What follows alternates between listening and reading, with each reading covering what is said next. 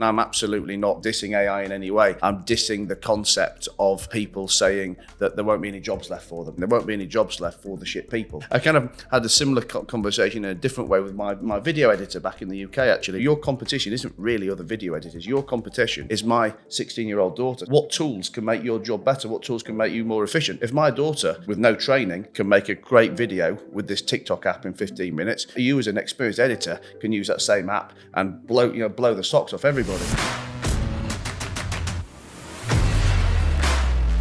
I'm with you on certain bits of that, and I guess where I'm more thinking of it is in terms of it's a helpful tool to help people who don't want to be lazy be more efficient at being good. Now, I feel like I've probably completely butchered what I meant to say there, and that sounds even more complicated. You want people being more efficient with their time. As long as you've got a quality skill set to add on top of it. Anyways, let's use copywriting, and for me, I guess it depends on the quality of copy you want. But I mean, I always have a battle finding good copywriters. And I create a lot of copy across all my businesses from a fashion perspective, from a business perspective. We're always looking for good copywriters, and I have this conversation with copywriters all the time. I mean, literally, I've interviewed 4 or 5 this week, and I'll always say that I know a good copywriter will say that they can write copy about anything, because they'll say it's about research and it's about applying that research to a tone of voice. But I do disagree, because I think it depends on who your audience is. Because if you're writing something for SEO purposes, if you're writing something for Googleability, then fine. Probably any decent linguist with half a brain to research can do something about it. But if you're writing for a knowledgeable audience, then I honestly believe that any knowledgeable audience can see through the writer. So when I'm writing copy, or when I'm having copy written about business finance, about investment, etc., for me, I can tell in 3 seconds whether or not that's been written by someone who really knows it, or whether it's someone who's just done some 10 minutes of research and string it together. I've been testing ChatGPT as well from a copywriting perspective, and listen, don't get me wrong, I find it incredibly impressive. I mean, staggers me. And I could say, I don't know, give me a 2,000 word blog with 10 points about how to protect your business from the 2023 recession. That'd be a nice blog title and something. And it would spit it out, as you know, in 20 seconds. Is the quality of it amazing? Well, no, for me, it's not amazing. Okay, it might be enough to get past SEO. It might be enough to get past a wannabe business person who then can go in the top of the funnel to sell them a product. But to really make me, let's say, look impressive as an author or impressive as a businessman, I think it's quite way off. But what I think it's a great job for is saving my time in researching those 10 points. If I want to write about 5 good points, I'll ask it to give me 10. I can pick the best ones, and then I can kind of get down into it. Does that make sense? Yeah, it makes sense completely. So this is what I've noticed by doing the research. I researched write a 500-word article about inflation. Or I did it on a number of different things. Then I changed the way I asked the question. In the voice of J.K. Rowling, or in the voice of Warren Buffett, give me the 10 most important considerations when investing money in 2023.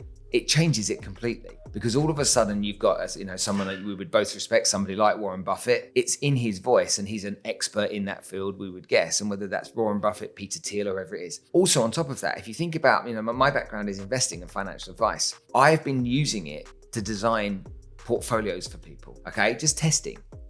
Design a portfolio for someone to invest $100,000 at an 8% return over the course of 2023 in the voice of Peter Thiel, who's an investment guru. It's good. But how much meddling do you then do with it afterwards, or is it literally good enough to just present to a client then? No. I mean, I'm not even at the stage where it will be presented to anybody, even but the no, but stuff if you that want I've done. Yeah. But like you said, it's like you go and do all the research yourself, which takes hours and hours and hours, and then you collate that research, then you have to put something together, which for people like us is like labor intensive and time consuming. If you can put something together very quickly, and then you can pick out the bits that you think are really valuable, all you're doing is copy and pasting and adding a few words. That's a massive time saver.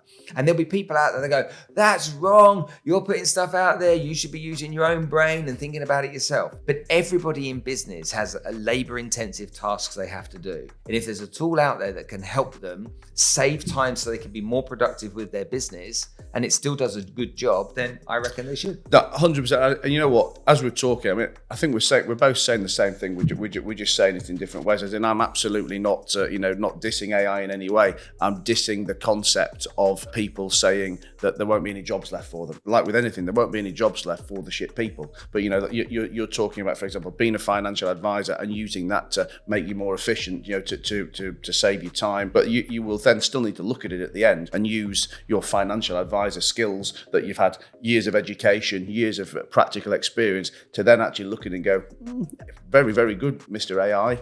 Need to tweak that, and now it's perfect for my client. And I kind of had a similar conversation in a different way with my video editor back in the UK actually the other day, because I've really been hammering this year about getting out, getting more quantity of output out. I'm saying to him, look, I don't want to use the words quantity over quality because I don't want to use it as an excuse of crap quality. But the reality is, when let's say you're putting out video on social, you could spend a day doing something that would be 100% perfect, or you could spend an hour doing something that's, let's say, 80% perfect. And the reality probably is that nobody else can see the difference between that. So I'm saying our MO for the year is 80% because I want you to do it in an hour, not a day, and I want to get 5, 6, 7 times the amount of content out. And I was saying to him, what you need to appreciate is your competition isn't really other video editors. Your competition is my 16-year-old daughter sat at home with some fancy TikTok app where she can create a cool reel or a cool whatever in 15 minutes. But also don't look at that as a negative, that I'm threatening you that you're going to be out of a job and replaced by my daughter or by somebody else. Look at that as a positive,